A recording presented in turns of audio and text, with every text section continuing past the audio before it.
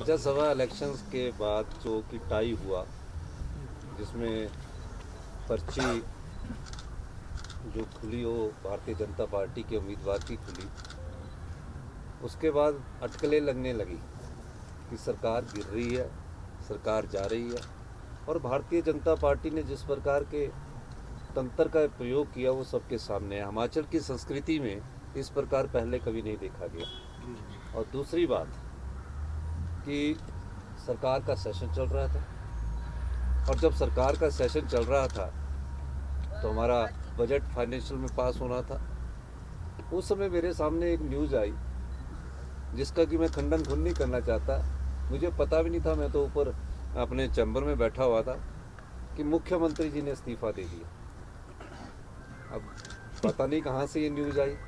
अगर मेरे को इस्तीफ़ा देने के लिए बोला होता तो फिर हाई कमांड का कोई लीडर बोलता तब तो बात थी, पर वो न्यूज़ चली, फिर मैंने उसका खंडन किया।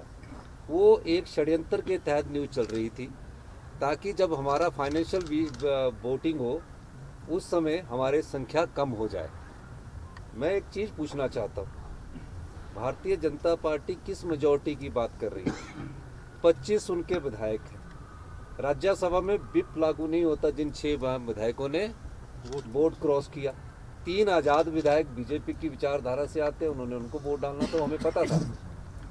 और जब हमारी वोटिंग हुई, पूरा हल्ला किया उन्होंने।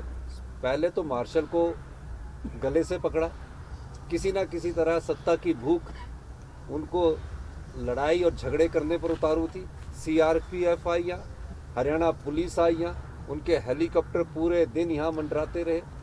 विधानसभा का गेट तोड़ा उन्होंने। और उसके बाद देखिए, हमने सिर्फ 15 विधायक को निष्कासित किया जो उनका मिसबिहेवियर था, मार्शल के साथ उन्होंने बदतमीजी की।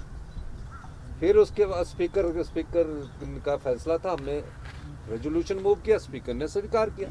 उसके बाद जो 9 विधायक थे, जिसमें 6 कांग्रेस के बागी विधायक थे और 3 थे, उनको तो किसी ने निष्कासित नहीं किया गया। उनको तो अंदर बैठ के विरोध करना चाहिए था। और उन 6 विधायक तो अभी उनके खिलाफ डिस्क्वालिफिकेशन भी नहीं हुई थी, वो अंदर आ जाते तो डिस्क्वालिफिकेशन से भी बच जाते। वो क्यों नहीं आए? उनको डर था, क्योंकि वो चुरा कर विधायक लेकर अभी भी हरियाणा में ठहरे हुए। हिमाचल की जनता को ये विधायक नहीं फेस कर पाएंगे, ये मैं आज आपको कहना चाहता हूँ।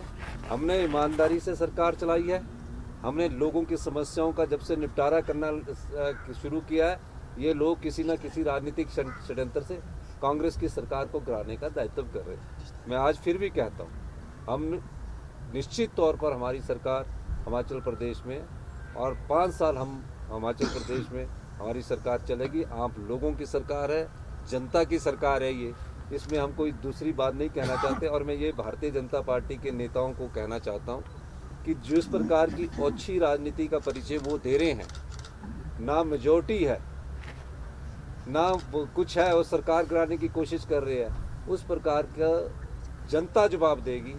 विधायक तो चले गए, जनता के वोट से जो विधायक चुनकर आता है और उसके बाद बिक जाता है, तो जनता के उस क्षेत्र की जनता उनका फैसला आने वाले समय में जरूर करेगी। मैं एक बात सर, 6 विधायक हमारे गलती की है, भाई है जो हरियाणा में बैठे हैं, जो अगर गलती की है, हमारे छोटे भाई है।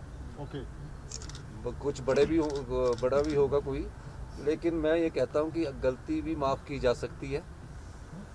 आप अगर आना चाहते हैं कांग्रेस की विचारधारा से, आपका हमेशा स्वागत है।